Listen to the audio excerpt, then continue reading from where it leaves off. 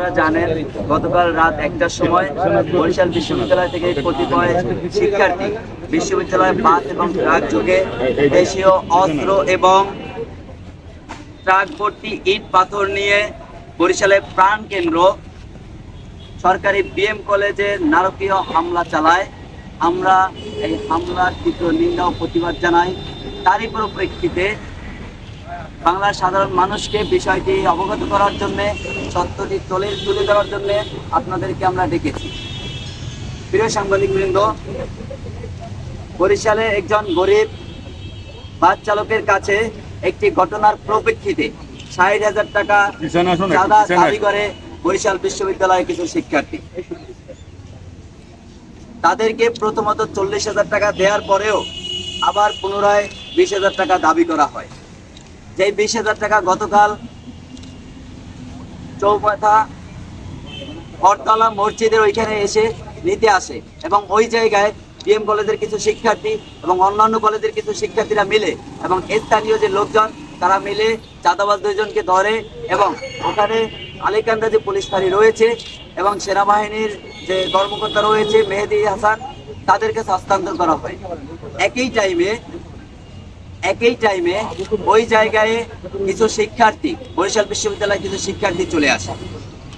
উক্ত ঘটনাকে কেন্দ্র করে বিষয়টি বিবেচনা না করে দুজন চাঁদাবাজের পক্ষ নিয়ে রাত ১২টায় বিশ্ববিদ্যালয়ে বাস যোগে একদল শিক্ষার্থী আমাদের বিএম কলেজের শিক্ষার্থীদের উপর হামলা চালায় এবং আলেকান্দা পুলিশ ফাঁড়িতেও হামলা চালায়।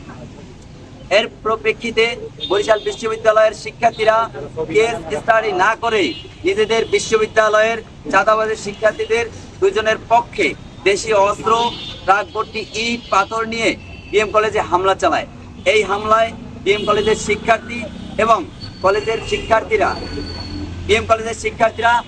বিএম কলেজে যে বাস রয়েছে বাসগুলো ভাঙচুর করে, শিক্ষার্থীদের উপর হামলা করে, শিক্ষকদের বাসায়ও হামলা করে এবং বিএম কলেজে যে বাস রয়েছে সেই বাসের যারা চালক রয়েছে তাদের বাসায় হামলা করে। রাত 1টায় একটি বিশ্ববিদ্যালয় কর্তৃপক্ষ কিভাবে বাস নিয়ে একটি শিক্ষা প্রতিষ্ঠানে রওনা দেওয়ার অনুমতি দেয় তা আমাদের কাছে বোধগম্য নয়। আমরা এর জবাব চাই। সবচেয়ে দুঃখজনক বিষয় হলো বরিশাল বিশ্ববিদ্যালয়ের শিক্ষার্থীরা বরিশাল তথা দক্ষিণবঙ্গের জ্ঞানের বাতিঘর শতবর্ষী বিএম কলেজের বনমালী গাঙ্গুলী ছাত্রীনিবাসে হামলা করে। এই হামলাটা নিব না। এই সময় আশেপাশে বিএম কলেজের শিক্ষকদের বাসায়, সাধারণ মানুষের বাড়িঘর এবং দোকানপাটে হামলা এবং ভাঙচুর করে। এতে করে আতঙ্ক বিরাজ করে কলেজে, এলাকায় থাকা সর্বসাধারণের মাঝেও। সংঘর্ষে আহত শিক্ষার্থীরা শেরেবাংলা মেডিকেল কলেজে স্বাস্থ্যসেবা নিতে গেলে সেখানেও তাদেরকে বাধা দেয়া হয়। এমনকি শেরেবাংলা মেডিকেলে আমাদের যে সকল শিক্ষার্থীরা আহত অবস্থায় গিয়েছে তাদেরকে ওখানে অ্যাডমিট হতে দেওয়া হয়নি, এমন অভিযোগ পাওয়া গিয়েছে। সংঘর্ষের সময় হামলাকারী বরিশাল বিশ্ববিদ্যালয়ের 9 শিক্ষার্থীকে আটক করে সাধারণ শিক্ষার্থীরা। তাদের সকলকে আমরা নিজেরা স্বাস্থ্যসেবা নিশ্চিতের লক্ষ্যে প্রশাসনিকভাবে আইন শৃঙ্খলা বাহিনীর হাতে হস্তান্তর করি, যেই জায়গায় বরিশাল বিশ্ববিদ্যালয়ের শিক্ষকরা উপস্থিত ছিলেন। প্রিয় সাংবাদিকবৃন্দ, আরও একটা বিষয় আপনারা অবগত রয়েছেন, গতকালকে এই শতবর্ষিক ক্যাম্পাসকে নিয়ে তারা কিছু উচ্ছৃঙ্খল স্লোগান দিয়েছে, যেই স্লোগানের আমরা তীব্র নিন্দা জানাচ্ছি। একটি বিশ্ববিদ্যালয়, পাবলিক বিশ্ববিদ্যালয় অন্য একটি বিশ্ববিদ্যালয়কে নিয়ে এমন ঘটনা তারা ঘটাতে পারে না। প্রিয় সাংবাদিকবৃন্দ, এই যে হামলা করেছে আমাদের উপরে, এই হামলায় আমাদের যে ক্ষতিগুলো হয়েছে, আমাদের যে দাবিগুলো রয়েছে, এখন আপনাদের সামনে দাবিগুলো পেশ করছেন আকবর ভাই। ঘটনাটি তারা নিজেরা একবারে মন করা সাজিয়েছে এবং এই ঘটনাটা ভিত্তিহীন। ঠিক আছে, এখানে আপনার যারা আছে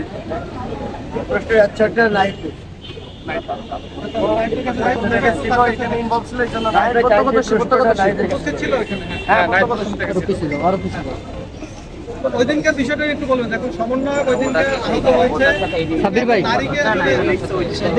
সেদিন যে ঘটনাটা হয়েছিল সেদিন যে ঘটনাটা হয়েছিল সেটা হলো ব্যাপটিস্ট মিশন রোডে, সেটা হলো মানিক মিয়ার গ্যারেজের সামনে। সেখানে বিশ্ববিদ্যালয়ের একজন ছাত্রী ছিল উপস্থিত। সেই ছাত্রীর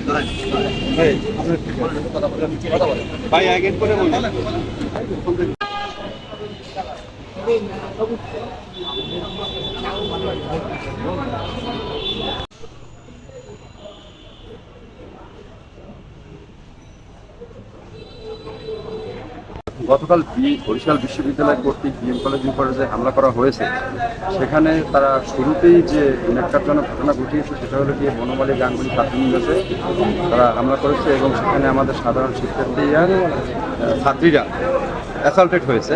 এরপরে আরও অনেক নৈরাজ্যকর পরিস্থিতি সৃষ্টি করেছে তারা। তারই ধারাবাহিকতায় আপনারা দেখতে পাচ্ছেন আমার পিছনে বরিশাল বিএম কলেজে যে ব্যবহৃত বাসগুলো, সেই বাসগুলোর উপর হামলা করা হয়েছে এবং তারা বিভিন্ন হোস্টেলে হামলা করা হয়েছে। মুসলিম হোস্টেলে হামলা করেছে, ডিগ্রি হোস্টেলে হামলা করেছে, হিন্দু হোস্টেলে হামলা করেছে এবং তারা বিভিন্ন ডিপার্টমেন্টের উপরেও হামলা করেছে। ঠিক আছে, যখন এই যে হামলা করেছে তারা এই হামলাগুলো করেছে যে তারা দেশীয় অস্ত্রশস্ত্রের মাধ্যমে এবং ট্রাক ভর্তি ইটপাটকেল নিয়ে আসছে এবং তারা অনেক লোকবল নিয়ে তারা এই হামলাগুলো চালিয়েছে। আমরা এই হামলার তীব্র নিন্দে এবং প্রতিবাদ জানাই।